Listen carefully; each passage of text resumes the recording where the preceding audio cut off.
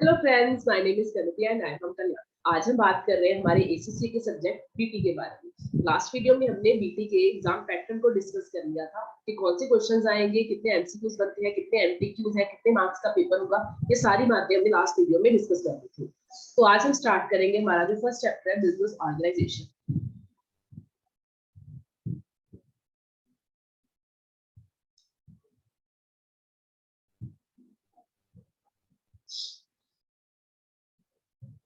देखो, business organisation क्या होती है, ये सारी है, सारी कुछ हम डिस्कस करेंगे। अब देखो, ऑर्गेनाइजेशंस व्हाट आर दे, ये है क्या, why do we need them, हमें ऑर्गेनाइजेशंस को बनाने की जरूरत क्या है, एंड डिफरेंट टाइप्स, कितने टाइप्स की बिजनेस ऑर्गेनाइजेशंस हो सकते हैं। तो ये सारी बातें हम टर्न बाय टर्न डिस्कस करने वाले हैं इस चैप्टर में। हमारा जो फर्स्ट कंसेप्ट है इस चैप्टर में वही है कि बिजनेस ऑर्गेनाइजेशंस क्या होती है and the reason they are form, कि वो क्यों फॉर्म की जाती है, क्यों बनाई जाती है। तो सबसे पहले हम पढ़ रहे हैं what is business organisation. Business organisation होती क्या है? Defining an organisation is difficult, a variety of needs such as clubs, schools, companies, charities and hospitals। देखो, अगर हम एक नॉर्मल लेमैन की लैंग्वेज में कहें ऑर्गेनाइजेशन, ठीक है, तो हम इसको ना डिफाइन नहीं कर सकते। क्यों? क्योंकि हर ऑर्गेनाइजेशन को बनाने के अलग अलग नीड्स हैं। ठीक है, वो ऑर्गेनाइजेशन को जो बनाया गया है वो अलग अलग तरह की नीड्स को फुलफिल करने के लिए बनाया गया है। जैसे मैं एग्जांपल ले लूं कि एक स्कूल है, वो भी एक ऑर्गेनाइजेशन है। ठीक है, अब ऑर्गेनाइजेशन होने के लिए क्या क्या चीजें जरूरी है, कौन कौन से कैरेक्टरिस्टिक्स होने चाहिए, तब जाके वो ऑर्गेनाइजेशन कहते हैं। ये हम आगे पढ़ने वाले हैं। बट सबसे पहली बात ये समझनी है कि ऑर्गेनाइजेशन को डिफाइन करना डिफिकल्ट क्यों है, क्योंकि ऑर्गेनाइजेशन की एक डेफिनेशन नहीं हो सकती सिंपली। कि हम ये नहीं कह सकते कि हाँ ये स्कूल है तो ये ऑर्गेनाइजेशन है, क्लब है तो ये ऑर्गेनाइजेशन है। अब देखो, स्कूल जो बनाया गया है वो उस अलग पर्पस के लिए बनाया गया है, क्लब को अलग पर्पस को फुलफिल करने के लिए बनाया गया है, हॉस्पिटल को अलग पर्पस को फुलफिल करने के लिए बनाया गया है, but they all are organisations. तो हम एक सिंपल डेफिनेशन में इसको डिफाइन नहीं करेंगे, हम इसकी कैरेक्टरिस्टिक्स के अकॉर्डिंग इसको डिफाइन करेंगे। But they all have common. अब देखो, मैंने आपको बताया कि ऑर्गेनाइजेशन को अलग अलग वैरायटी ऑफ नीड्स को फुलफिल करने के लिए बनाया गया है, but one thing they should be common, तभी हम उसको ऑर्गेनाइजेशन कह सकते हैं। कौन कौन सी चीजें कॉमन होनी चाहिए, ये हम पढ़ने वाले हैं। But they all have in common is summarized in the definition produced by the Buchanan and Huczynski. Organizations are the goals. कहते हैं ऑर्गेनाइजेशन क्या होनी चाहिए? Social arrangement. सोशल अरेंजमेंट का मीनिंग क्या है? सोशली बहुत सारे लॉ गैदर होने चाहिए इसमें। कंट्रोल्ड परफॉर्मेंस, परफॉर्मेंस को कंट्रोल भी होना चाहिए उसके ऊपर। एंड कलेक्टिव गोल्स, जितने भी लोग ऑर्गेनाइजेशंस में जुड़े हुए हैं उनका एक ही कॉमन गोल होना चाहिए। तो ये एक प्रॉपर एक कॉमन डेफिनेशन हम इसकी कहते हैं कि ऑर्गेनाइजेशन क्या है? एक सोशल अरेंजमेंट है, कंट्रोल्ड परफॉर्मेंस होनी चाहिए ऑफ द कलेक्टिव गोल्स। अब देखो, 3 एस्पेक्ट्स है इसकी जो हमने पढ़े हैं। देखो, collective goals, social arrangements and controlled performance. What is an organisation? अब देखो, ये तीनों ही एस्पेक्ट्स को इन्होंने आगे डिफाइन भी किया है। सबसे पहला एस्पेक्ट हमने पढ़ा, ठीक है, कंट्रोल परफॉर्मेंस। सबसे पहले इन्होंने डिफाइन किया कलेक्टिव गोल। देखो, organisations are defined by their goals. अब स्कूल है, स्कूल को बनाया क्यों गया है? बच्चों को पढ़ाने के लिए। तो उसका मेन पर्पस, वहां के जितने भी टीचर्स हैं, प्रिंसिपल है, जहां जितना भी स्टाफ वर्क कर रहा है, सब इस चीज के लिए वर्क कर रहा है कि वहां के जो स्टूडेंट्स हैं वो अच्छा पढ़ एजुकेशन प्रोवाइड करें। तो उनका एक कॉमन गोल होगा। Organization are defined by their goals. The main goal of the school is to educate the people.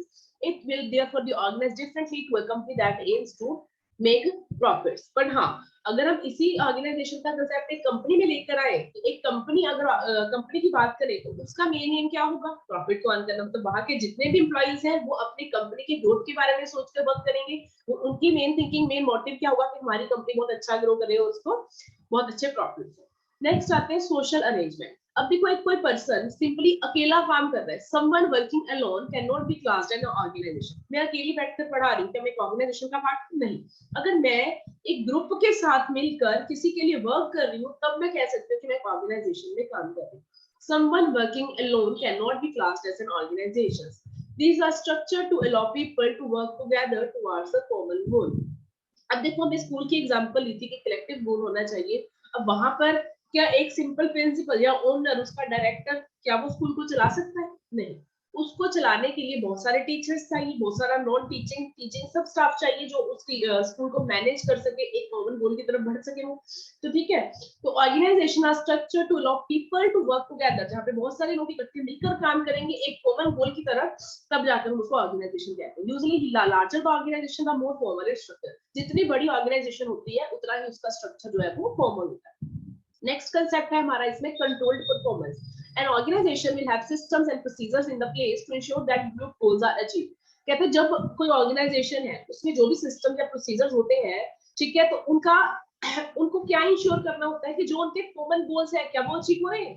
ठीक है, अब देखो एक स्कूल है, आप एक स्कूल की रेपुटेशन को किस चीज से देखोगे कि वहाँ के स्टूडेंट की मार्क्स बहुत अच्छे आते हैं, वहाँ के पढ़े हुए स्टूडेंट्स इस काबिल बन चुके हैं, ये कर सकते हैं, वो कर सकते हैं।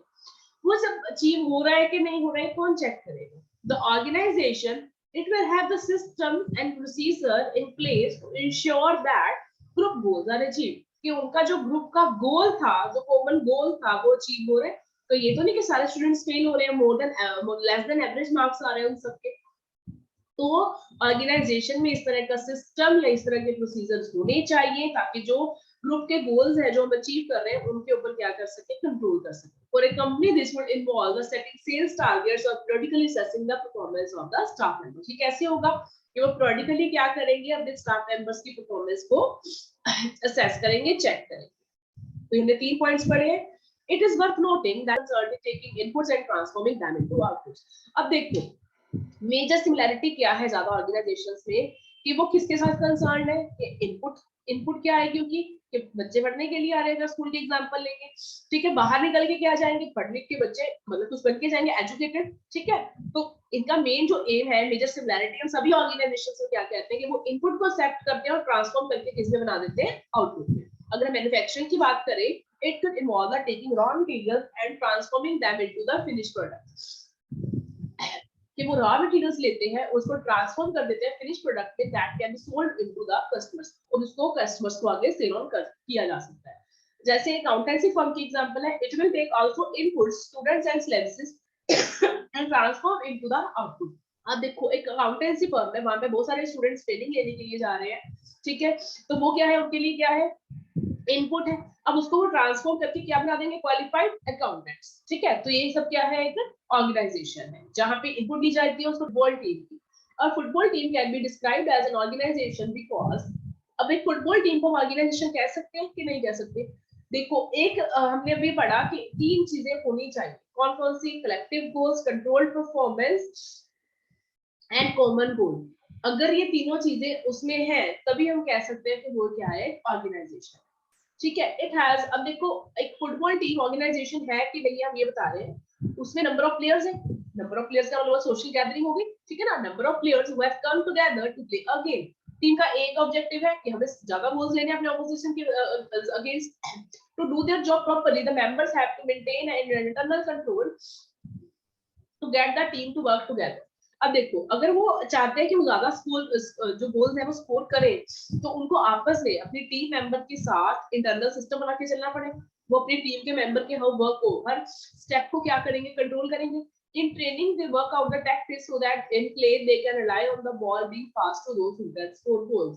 इन ट्रेनिंग में वो किस चीज के ऊपर वर्क करेंगे, इसी चीज के ऊपर वर्क करेंगे, वो ये टैक्टिक्स सीखेंगे कि किस तरह से अपनी बॉल को उस पर्सन को पास कराना है जो ज्यादा गोल्स को स्कोर कर सकते हैं।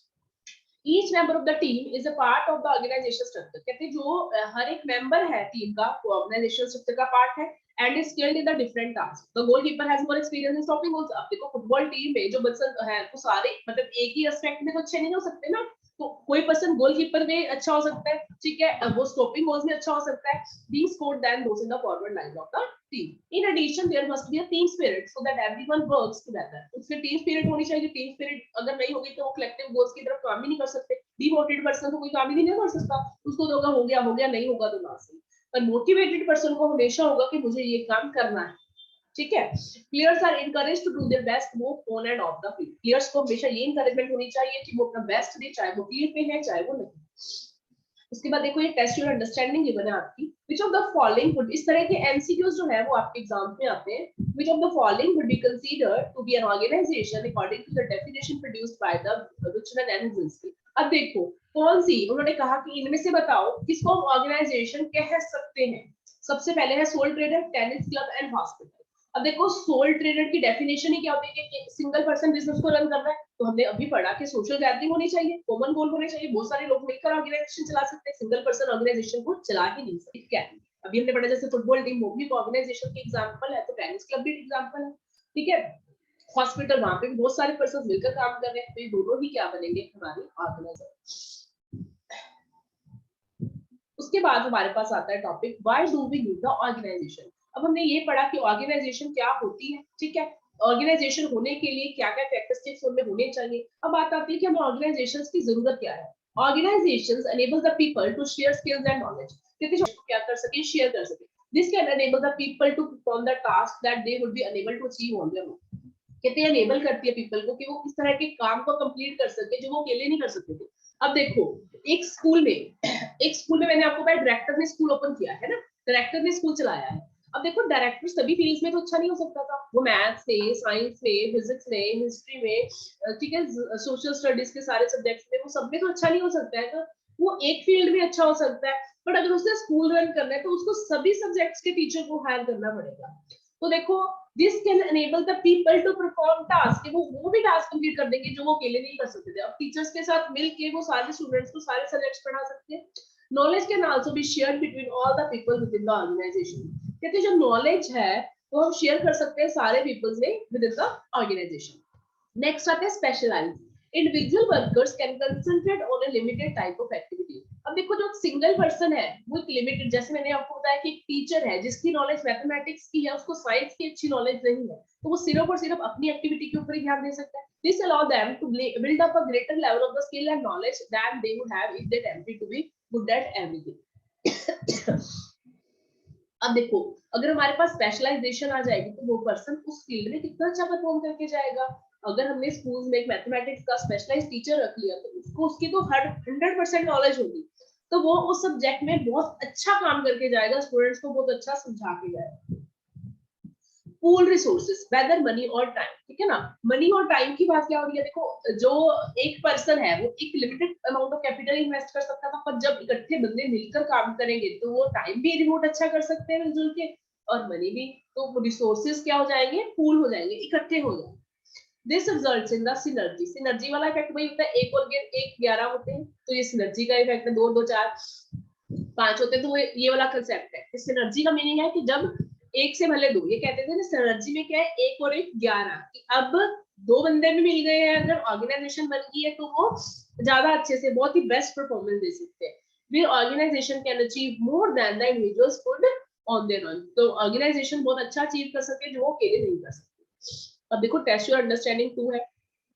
Daniel is organizing a social event. Which of the following would be the benefits of him forming a committee to manage the planning process and event himself? अब देखो डेनियल जो है ना वो एक सोशल इवेंट को ऑर्गेनाइज कर रहा है, तो बताओ उसके लिए क्या बेनिफिट होगा अगर वो कमेटी फॉर्म करे, किस चीज के लिए, प्लानिंग प्रोसेस को मैनेज करने के लिए या इवेंट को मैनेज करने के लिए अपने आप, ठीक है। It would help to overcome his limitation by bringing on board other people with different skills to him. अब देखो किसमें हेल्प करेगा, by bringing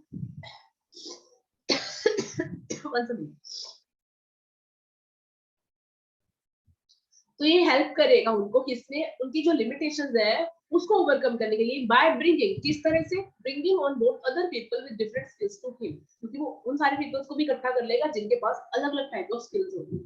it would save time through the joint efforts of everyone on the committee. कहते हैं time को save करेगा, It would save the time through the joint efforts of everyone on the committee। कहते हैं उनका time save होगा क्योंकि सारे इकट्ठे एफर्ट्स लगाएंगे। It would help to satisfy Daniel's social needs। जो डेनियल की सोशल नीड्स है ना उसमें हेल्प करेगा उसको सेटिस्फाई करने। All the members would have to be skilled in all the aspects of managing the social event। कहते हैं जो सारे मेंबर्स हैं उनको स्किल्ड होना चाहिए सारे ही एस्पेक्ट्स में, ठीक है। तो ठीक है, तो आप बताओ थोड़ा सा सोच करके कौन कौन से बेनिफिट्स इसके हो सकते हैं, इसके ऊपर 1 मिनट लगाओ, फिर हम इसका आंसर भी आपको बताते हैं कि क्या होता है इसका आंसर।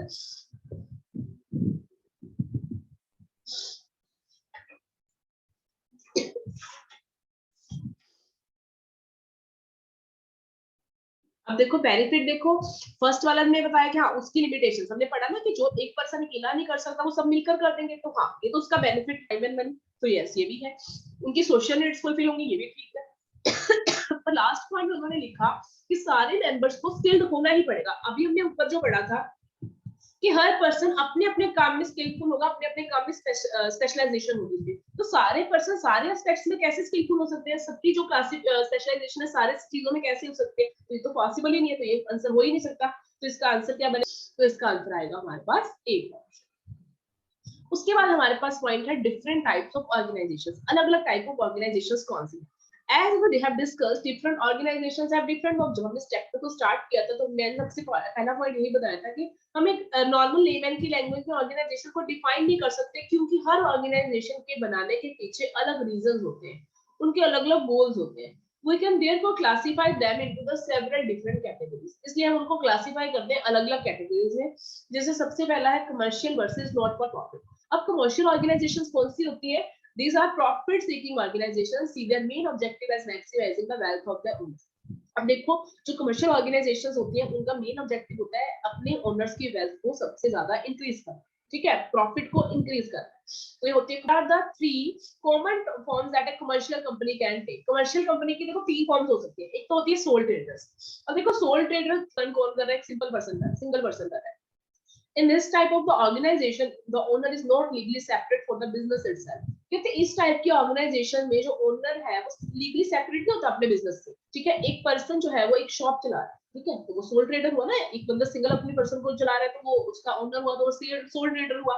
अब अगर वो किसी, ठीक है, उसकी शॉप का नाम है मान लो रामलिंग, वो इससे सामान परचेज करती है, तो क्या उसकी जो पेमेंट करने के लिए बाइंडिंग है वो सिर्फ राम एंड सन कंपनी की है, उसके मतलब बिजनेस की नेम की है, या शॉपकीपर की है? ये जो लीगली सेपरेट वाला कंसेप्ट है ना, इसका मीनिंग यही है कि सोल ट्रेडर के केस में जो पर्सन है वो अपने बिजनेस से अलग नहीं हो सकता। मतलब जो राम एंड सन्स, मतलब देखो जो बिल बनाया होगा, जो इनवॉइस जनरेट हुआ वो राम एंड सन्स के नाम पे होगा, तो पर्सन ये नहीं कह सकता कि मैंने तो राम एंड सन्स ने परचेज किया चाहे उससे पैसे मिले, नहीं, शॉपकीपर ही लायबल होगा। तो ऑनर जो है वो लीगली सेपरेट नहीं हो सकता बिजनेस से। If sole traders business is sued by a customer, the customer is actually suing the owner themselves। कहते हैं अगर कोई कस्टमर जो है सोल ट्रेडर के बिजनेस के ऊपर केस कर दो। उसके बाद आती है हमारे पास पार्टनरशिप। अब देखो पार्टनरशिप क्या है? The organisation is owned and run by two or more individuals. कहते हैं जो ऑर्गेनाइजेशन है उसका ओनर और इसको चला कौन रहा होता है? दो या उससे ज्यादा separate legal entity from their owners. कि देखो जो पुराने टाइप की पार्टनरशिप्स होती थी वहां पे वो सोल ट्रेडर्स के टाइप की होती थी, उसमें लीगली सेपरेट आइडेंटिटी नहीं होती। मतलब क्या था कि अगर मैं पार्टनरशिप बना रही हूँ, ठीक है, ए एंड बी, ये पार्टनरशिप फर्म है, ठीक है। अब ए एंड बी जो फर्म है, जो ट्रेडर्स सेवरली भी लायबल होंगे अपने कस्टमर्स और सप्लायर। पुराने टाइप की पार्टनरशिप वो सोल ट्रेडर्स की ही टाइप की होती थी, that they do not have a separate legal entity from their owners. However, in the recent years, many creditors have created the alternative partnership structures. अब देखो जो कंट्रीज अब आने वाले टाइम में क्या हो गया, पार्टनरशिप का थोड़ा सा स्ट्रक्चर जो है वो चेंज हो गया। अब पार्टनरशिप स्ट्रक्चर आया है लिमिटेड लायबिलिटीज का, एलएलपी। इसमें क्या है, बिजनेस की एक सेपरेट एक लीगल आइडेंटिटी है और ओनर्स की लायबिलिटी जो है वो सिर्फ और सिर्फ लिमिटेड है जितनी अमाउंट उसने पार्टनरशिप में इन्वेस्ट की है। इन्वेस्ट किया है 50,000 और बी ने इन्वेस्ट किया है 30,000, ठीक है। मान लो ए एंड बी कंपनी जो है, ठीक है, अब इसका कंसेप्ट समझना कि अगर वो ट्रेडिशनल वाली पार्टनरशिप होगी तो उस केस में क्या है, इनको 2 लाख रुपया चुकाना पड़ेगा किसी भी हाल में, चाहे वो अपनी पर्सनल एसेट्स को सेल करके दे। बट अगर वो एलएलपी है तो अगर तो ए एंड बी कंपनी पैसे दे देती है तो ठीक, अगर नहीं देती तो उस केस में ए एंड बी की जो लायबिलिटी है वो सिर्फ 80,000 की बनेगी, जितनी कैपिटल उन्होंने बिजनेस में इन्वेस्ट की है, इससे ज्यादा नहीं।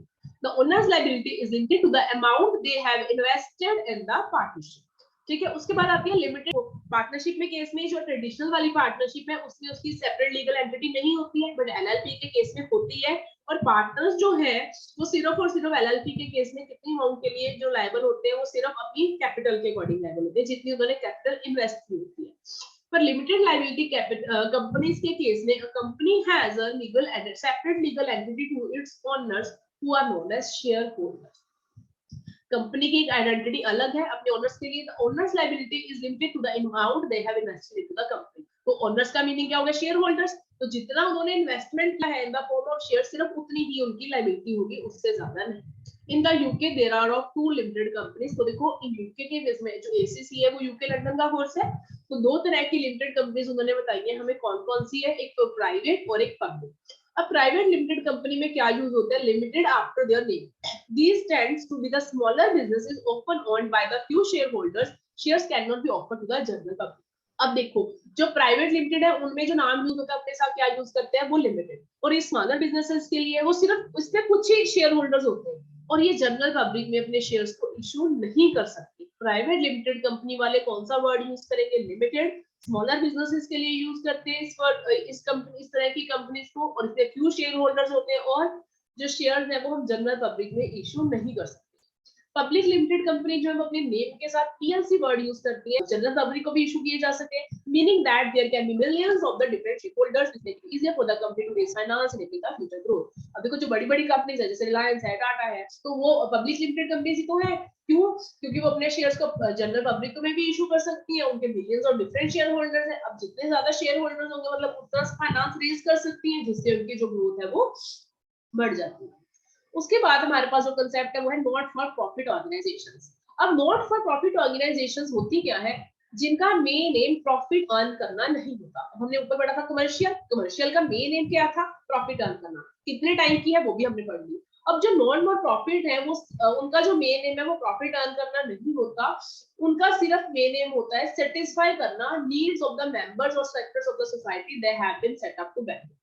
वो जिस बेनिफिट के लिए उसके लिए जिस चीज को जिस सोसाइटी के ग्रुप की हेल्प के लिए वो बनाई गई है, उनकी नीड्स को सेटिस्फाई करना इनका मेन एम होता है। जैसे आपने वर्ड सुने होंगे कि वुमेन्स के लिए एनजीओ है, कि चिल्ड्रन के लिए एनजीओ बनाई गई है, ये रेड क्रॉस सोसाइटी, ये सारी नॉट फॉर प्रॉफिट है।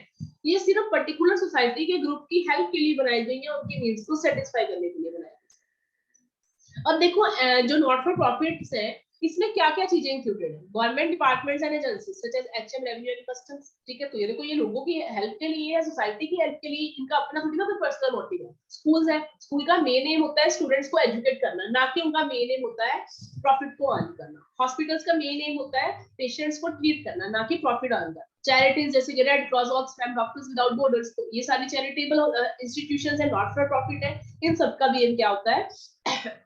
इन सबका भी एम क्या होता है? क्या होता है बताओ? सोसाइटी की हेल्प करना किसी ना किसी तरीके से। क्लब्स होते हैं तो ये भी सोसाइटी को किसी ना किसी नीड को सेटिस्फाई करने के लिए बनाया जाता है। ठीक है, फिर आज हम यहीं तक पढ़ते हैं, नेक्स्ट कंसेप्ट हम नेक्स्ट वीडियो में करेंगे। Okay, thank you.